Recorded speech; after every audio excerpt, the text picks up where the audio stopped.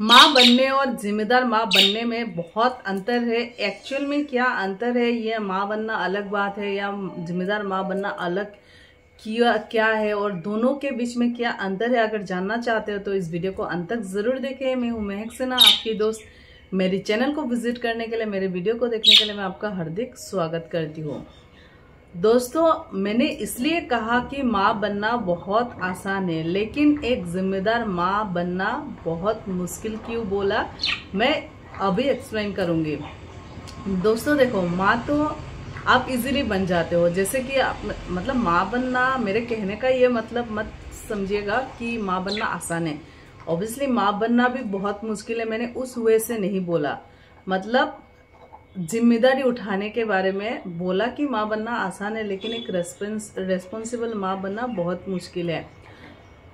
तो दोस्तों, एक रेस्पॉन्सिबल माँ इसलिए बनना मुश्किल है क्योंकि उस बच्चे को परवरिश देने के लिए आपको काफ़ी सारे चीज़ों को अपनाना पड़ता है। तो कभी शक्ति अपनाना पड़ता है, तो कभी कोमलता, क्योंकि हर जो रोल है वो सूट नहीं करेगा हर सिचुएशन में।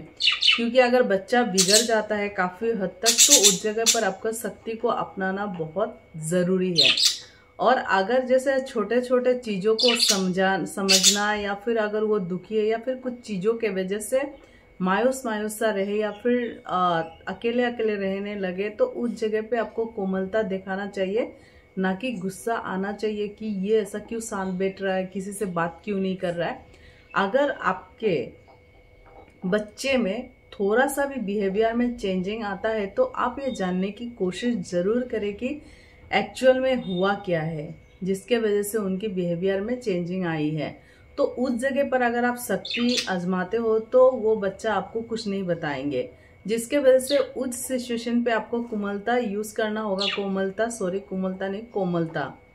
तो कोमलता ही यूज करना चाहिए, क्योंकि आप जितना प्यार से उसे पूछेंगे, यानी कि बच्चा उतना ही कंफर्टेबल होगा, और अगर जितना कंफर्टेबल होगा वो आपको अपनी बातें मतलब बताने में उसे आसानी होगी। क्योंकि कई बच्चे हैं जो अपने माँ से आसानी से इसलिए कुछ नहीं बता पाते, क्योंकि उनके मन में ये डर बैठा होता है कि कहीं मैंने ये कह दिया तो मेरी माँ कहीं मुझे डांटने ना लगे, मारने ना लगे। तो उस बच्चे के मन में ऐसी डर पैदा ही मत करो कि वो बच्चा आपके साथ कंफर्टेबल वाला रिलेशन ना रख सके। इसलिए दोस्तों, क्योंकि बच्चे को जब हम स्कूल भेजते हैं या फिर कहीं पर लेके जाते हैं, तो वो हर जगह सेफ होगा इस बात की कोई गारंटी नहीं है।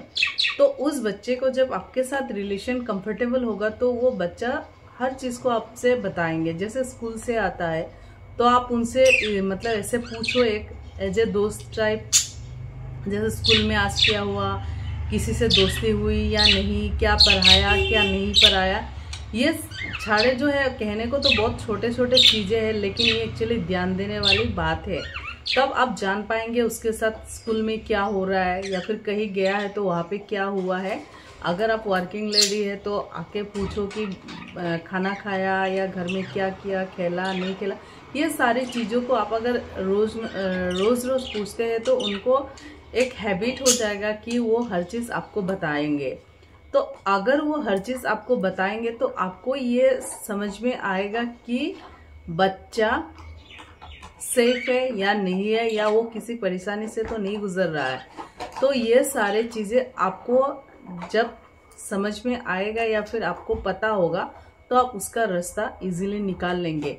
नहीं तो वो बच्चा कोई भी चीज़ अगर कुछ भी होगा तो अपने मन में रखेगा, तो जिसका पता आपको ना हो, तो उस बच्चे को सेफ आप कैसे करेंगे। इसीलिए बच्चे के साथ जितना हो सके कंफर्टेबल उनको कराने की कोशिश करो। और हाँ, ये बात अलग है कि अगर पढ़ाई ना करे बच्चा, तो वहाँ पे हमें शक्ति आजमाना चाहिए। मतलब अगर हम वहाँ पे शक्ति से पेश नहीं आएंगे, तो वो बच्चा हमारा बात नहीं मानेंगे।